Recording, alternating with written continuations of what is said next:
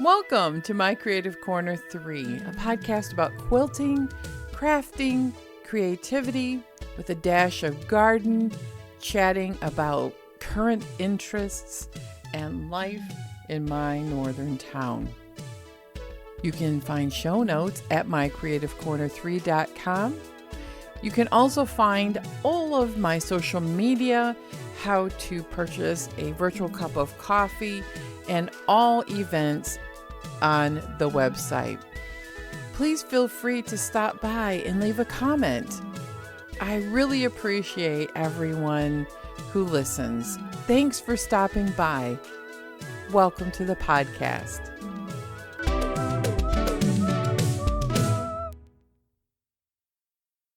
Good morning. It is New Year's Eve. Yes, the 30th of December. And it feels like this whole year has been so long, so very, very long. But yet, how did we get here so fast? I don't know. It just continues to baffle me how fast years go, but how slow these days can go.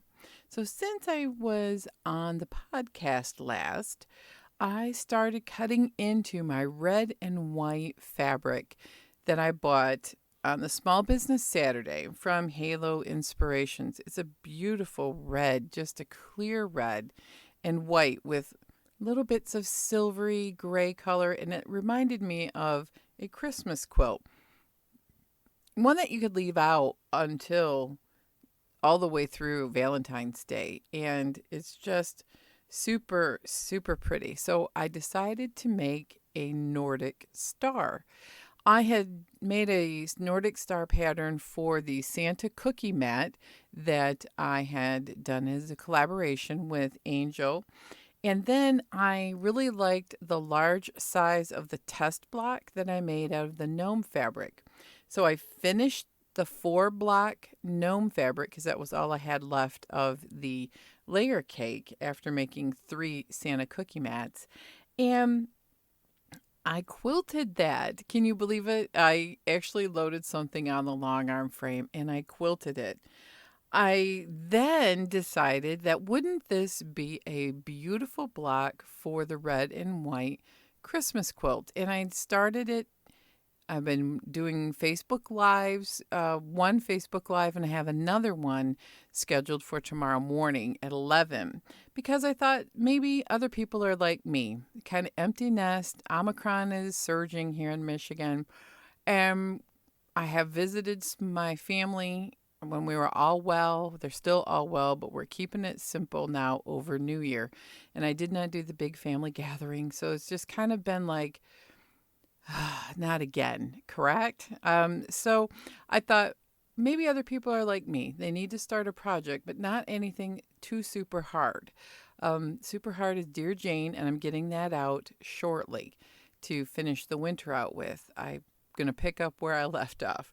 But the Nordic Star is a 17.5-inch block, maybe 18. I'll have to look at my measurements now, but that's the perfect size for a toss pillow if you just want to make one. Otherwise, it's a super simple quilt. I figured out the pattern. It is a half square triangle for the points, 2 patches. You sew them together in 4 patches. You connect your 4 patches together with 1.5-inch strips with a little tiny 1.5-inch square in the center, and it's super cute. So I have reached this morning the halfway point of that quilt. I have 6 of the 12 done. My calculations seem to be serving me correct, and I will have enough to make another 6. And tomorrow morning, I hope to do block 7 and 8. I've already prepped the points. That takes a little bit of time. You know, I do the draw a line down the center, sew a 1/4 inch off of that diagonal line, and then cut it, and then you have 2 half square triangles and then trim them down. That's my preferred method. I've done some paper piecing methods, and then you got to rip the paper off, and then done some other ones. But this is my tried and true method, and I really, really feel that I get, pretty accurate seams and pretty accurate sides so that I can trim it down on two sides because they're just a little bit big. So I've been working on that. And then I was going through all of my just bags of stuff, and I came across Orphan Blocks that I found in my late friend's stash. You know, I was like, they're just huge half square triangles. I don't know really her exact intention, but she did make a lot of rag quilts. So I'm wondering if this was her classic Christmas tree rag quilt that she was making. And I thought, I'm going to cut them in half and then put a solid bright red or green on the other side so that the half square triangles now was a quarter square triangle partnered with a half square triangle. Then I put them all together and made what looks like on point pinwheels. Oh my gosh, it turned out to be so beautiful. I started at Christmas Eve, maybe the day before, and she had done most of the hard work of sewing the half square triangles. All I did was cut them in half, add that other half of the half square triangle, join the blocks together, and I finished. And I had enough different reds and greens to make it every other block red and green except for one. I have one extra red in the mix, and it's on the side, and it kind of makes a fun half 8-pointed star sticking out there. And it's not perfect. You know, when you pick up where somebody else started, sometimes the points aren't perfect. I did this over the period of several days. It was a real quick quilt. I probably, some of the points in the very center of pinwheels is the bane of my existence. Some of them don't quite meet up, but I think it's not going to matter because there's such beautiful choices in really, really bright red and greens, and some of them are retro fabric, and it's so cute. So I finished that top. Now I have to decide, do I want a border on it? And if I do, what color, and do I have enough fabric in the stash? I kind of like it without a border, and then make the binding be the border and probably a bright green. I don't know. I'm going to think about it. So I put it away, and I thought, I've got plenty of quilt tops now for my goal of use it up and get this stash busted over the next year. I impulsively bought the red and white fabric and broke my little rule, and I thought, well, it's not 2022 yet. And I'm going to need to buy some filler fabric, like background colors or backing fabric or sashing to finish some of these quilts. But I don't think that I'm going to need to buy much. I just want to bust this stash. And I also, I just have a few plans. So let's talk about it. 2022, I usually do a word of the year, and I have all of these goals set and, things I can check off a list. And I decided I'm not doing that this year. Quite honestly, the last couple of years have felt like dumpster fires. If you like dark comedy, there's a couple Netflix shows about the end of the year for last year and this year, and they're hilarious in a dark, very dark comedy sort of way, which I do like. And to be honest, I've been meeting those goals, but I don't feel like I need to set these big, lofty, achievable goals for 2022. And what I need to work on is way more personal. I need to work on my own self-care, my own mental health, my own physical health, and get on a program that is going to help me feel better, maybe lose a couple pounds, and just, quit messing around with it. I'm just, the usual. Lose weight, clean up the house, declutter the stash, declutter closets. I'm not even worried about that. What I want to do is wake up every day, show up to the best of my ability, be present is always a mindfulness thing that I want to be present. But instead of trying to have these high productivities or just making things, all the time, which I probably will still do, I'm not making goals about it. I want to just go where things take me. And so I think I'm not taking business cards back to the quilt shop. I'm not going to actively recruit long arming right now because I want to just go where the flow takes me. I have my own quilts. I've got plenty to do. And I really want to work on busting the stash. I have several stashes, right? If you are a creative person, I'm multi craftual. I have a needle felting stash. I have a fabric stash. I have a yarn stash. I have a small Cricut stash of vinyl and papers. I have a Zentangle stash with sketchbooks. I have a littler stash of like watercolor paper. So I'm going to use them up and be creative. I also have stash of just random stuff left over from projects, like beads and glitter and glue and leftover stuff from wreath making.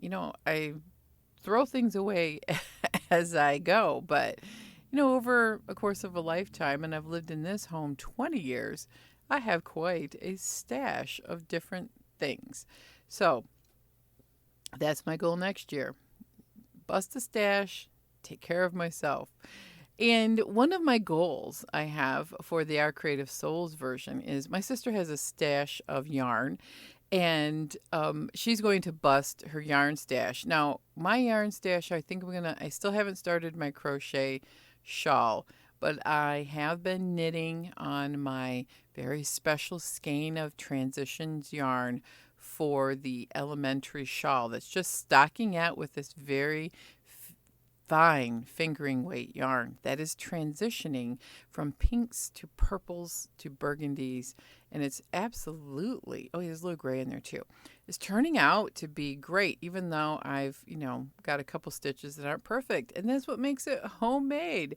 So crocheting will be next. I'm gonna start a new year crochet project, probably one of those shawls. I've got plenty of yarn to make several of those, and I thought I'm just gonna make shawls, make maybe a blanket, who knows. I might do a granny square cardigan. That's been on my mind, and I may just dive into the deep end of the pool on it and make a shawl as well as the granny square cardigan. Now, my sister has been loom knitting for a while, and she's been crocheting. She finished up a blanket, and then for Christmas, she got one of those hand crank knitting looms. Oh my gosh, it's perfect for her, and it makes absolutely beautiful things.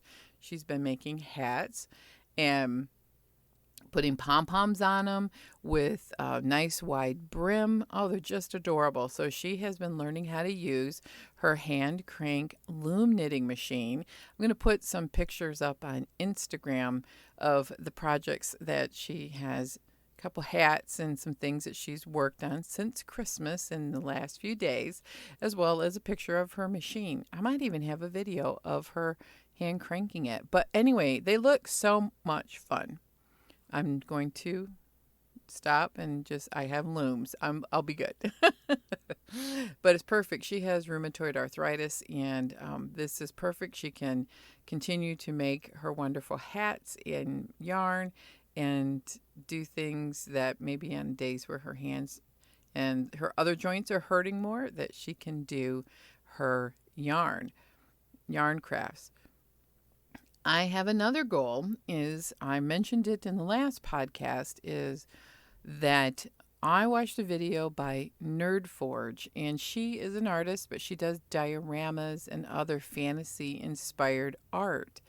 So she came out with a new sketchbook, and her video that was really inspiring was she wanted to fill the entire sketchbook front to back. She said she'd never done it before, and she did it in a couple of weeks. Now, I'm going to be more realistic because I'm not doing it as a YouTube content, right? I'm doing it for fun. So I restarted my Zentangle practice, and I remembered that I had a book called One Zentangle a Day, a 6-week course in making Zentangles. Well, I thought, wouldn't this be a great way to restart getting these sketchbooks all filled? I think I have 3 or 4. And when I fill them, my reward is going to be I'm going to buy that Nerd Forge. Oh, it's bound in, I think, blue. I don't think it's leather, but it's embossed on the front, very fantasy inspired. And oh, it looks great. You can paint in it. So that's my goal. I want to finish up these sketchbooks. And if I do one Zentangle a day over 6 weeks ish, maybe 8 or 12, I'm going to fill all of the books up that I have, and then I'll be able to buy a new book. And that's the whole thing. I need practice. I have not done Zentangle on a consistent scale in quite a long time. So I really want to get back into it, because when I do Zentangle, it really helps me relax, do it as a meditative process, mindfulness exercise, and then it helps me fire in those areas of the brain for free motion quilting. So there's a big connection between Zentangle and free motion quilting. And I have bought another book that I have not read or done all the exercises by Bonnie Browning. I had to look her up. She has a beautiful Zentangle book, and she is also a certified Zentangle instructor. So she wrote a very beautiful book on how you could do Zentangle in your quilting. I love that, and I keep thinking in the back of my mind I'd like to try that. So I have a whole lot of things in my stash, including craft books. I'm really, really looking forward to busting the stash and to getting some of these things done. So the reward is, when I get the sketchbooks filled, I'm going to buy that Nerd Forge sketchbook, which is on pre-order right now. And then the next thing is, my reward is going to be decluttering this craft space, as well as slowly decluttering the house. But the reward is going to be more space to create. And I have done so much with just the Cricut in the last little bit. I may want to explore a little bit more crafting with that. So the reward will be, I want to buy some patterns for making book nooks and dioramas and little miniatures. And I found it's just, I can't remember the name of it.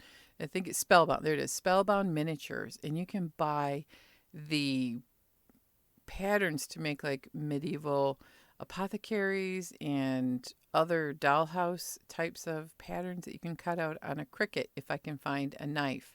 And I think the knife blade sold out for the holidays, but I'm thinking they may be back in stock. So I will run to my local Hobby Lobby, which is the only craft store I have in town, besides Walmart, which is very limited on what they have, and see if there's one in stock, rather than buying one off the internet and hoping that I picked the right one. That's hard. So those are some of my rewards for all of the hard work. How was your holiday? I got my morning coffee here.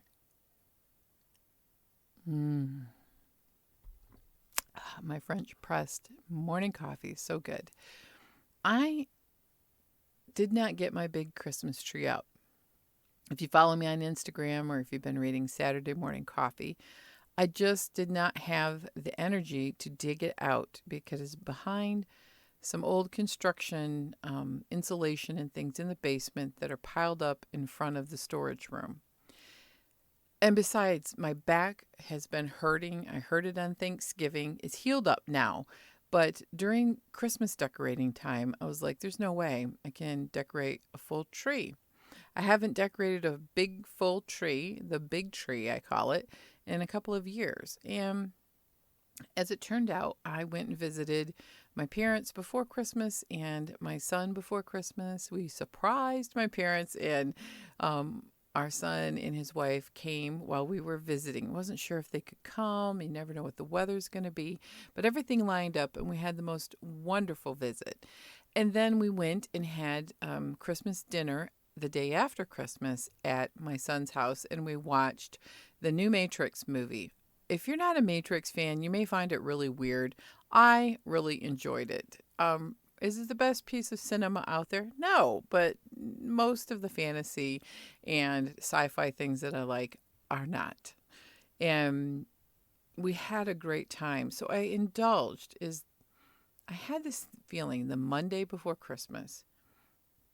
This was my last chance to find a little Christmas tree that didn't cost a lot of money, because I had looked and I'm like, I'm not paying $50 for a little miniature tree. My Norfolk Island pine seems to be listing. I've decorated that for a couple of years and it's got a lot of growth on it, but it's leaning and I did not want to damage the new growth or stress the tree out by decorating it. So I got obsessed with the thought that a couple weeks ago I was at Hobby Lobby and they had those ceramic Christmas trees on 50% clearance. And I thought, maybe I can find one on a bigger clearance. Maybe it's got a chip in it, but I can rotate it to the back. And that will be my Christmas tree because I just don't have the energy or the back to do a large tree. Well, when I went the Monday before Christmas, everything was 66% off. You're not going to believe it. I bought not only a tiny little ceramic tree that's only about 4 inches tall and it sits in my hand and it's operated on the battery power, which is great because I really don't have room for a 14-inch ceramic tree. I really don't. My house is small. And I found a wreath base that was 66% off. And I found a tabletop tree. It may be 14 inches tall, but it's a little bit taller and thinner. And it had red berries and pine cones already in it. Some people may have big homes and use it as a tree for in front of the fireplace. So I bought those 3 items, and then I decided that solstice was coming, and it's been so dark. And I've been having fun with the banishing the darkness by lighting a whole bunch of candles and having my tree decorated and bringing in nature and pine. And I thought, you know what? I've got enough decorations from that Norfolk Island pine and other craft projects laying around. I bought all of that, and I even had fairy lights for the wreath. I made my tree sparkle and shine with the little ornaments. I added a couple things, and I was so inspired. I went through my stash and I found I had a shadow box and glitter cardstock, and I made a shadow box and put fairy lights in it because I had that in my stash too. And it was perfect. I had my Christmas decorations up, my Christmas quilts out, some of my figurines, and it was great. I decided I really like decorating the week before Christmas, getting all the things out, and then I'm going to leave it up through the new year and maybe take it down easily, probably next week. I usually leave it up through, like the first week of January. So a couple of weeks with smaller decorations. It was perfect size for my house, and I felt like I didn't overindulge. I only spent $30 for all of those things that I bought. And they were clearance items that were probably going to go in the trash or whatever the stores do when it's end of season. And it was perfect. And I thought it was just a perfect little indulgence. And I had the best holiday spirit that's carrying me through the new year. And I suggest, if you haven't done anything like giving yourself a little small indulgence of time, mine was I took the time and I had a little tiny bit of money, and that was my budget, was $30. I was not going to decorate this house for more than $30. And I had a great stroke of luck, and I used what I had up in the house to decorate the wreath and everything. It looks great. You can see it on Instagram and on my blog. Then it leads me through the weekend came, and Monday the 27th came, and I'm like, what is it with this week between Christmas and New Year's? I had to work this year. I normally take it off. And I'm like, why does it feel like you're just in suspension, just kind of hanging there, right? Suspended in time in a big old jello mold, maybe.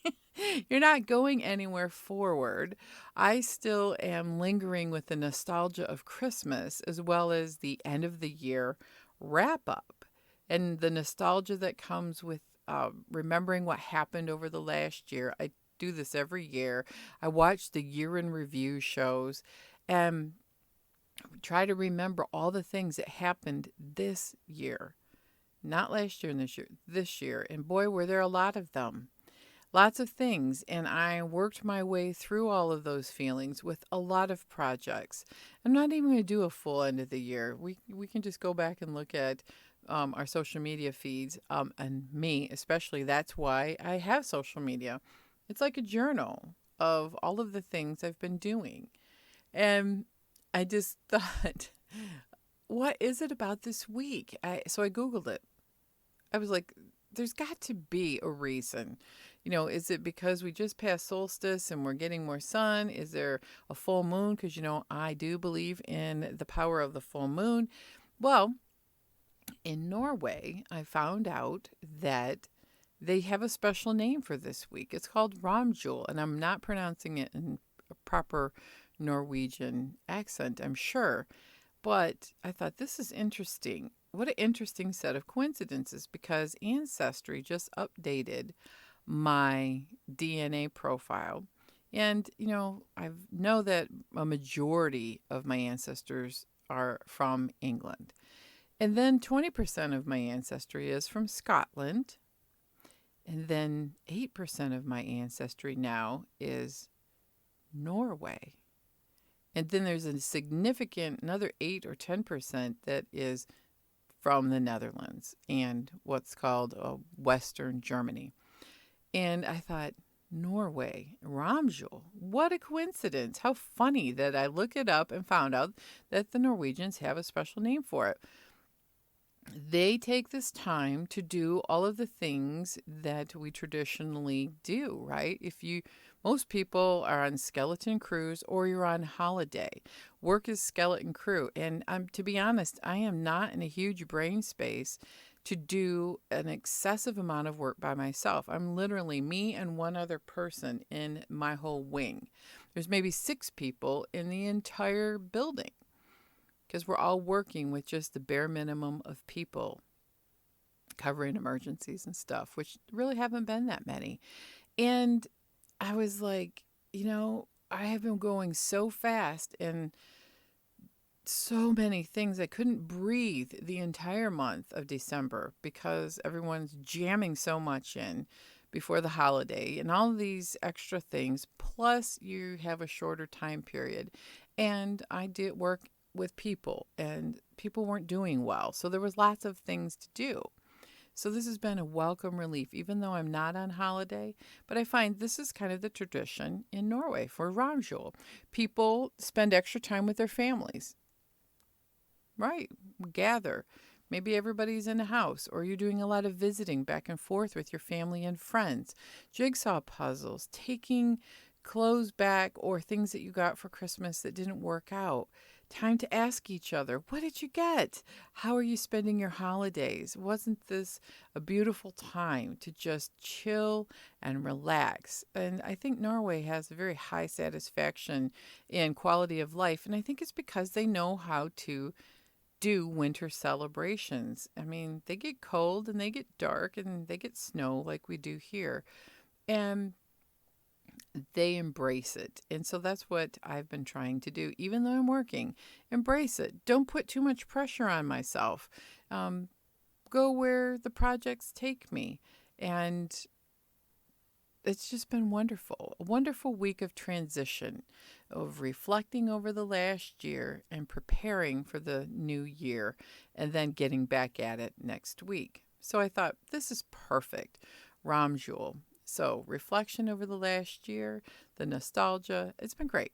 It's been absolutely wonderful. And just giving myself the indulgence of time for this week to not put too much pressure on myself, not fill every moment with run, or guilt because I haven't gotten into my garage gym yet. I will next week.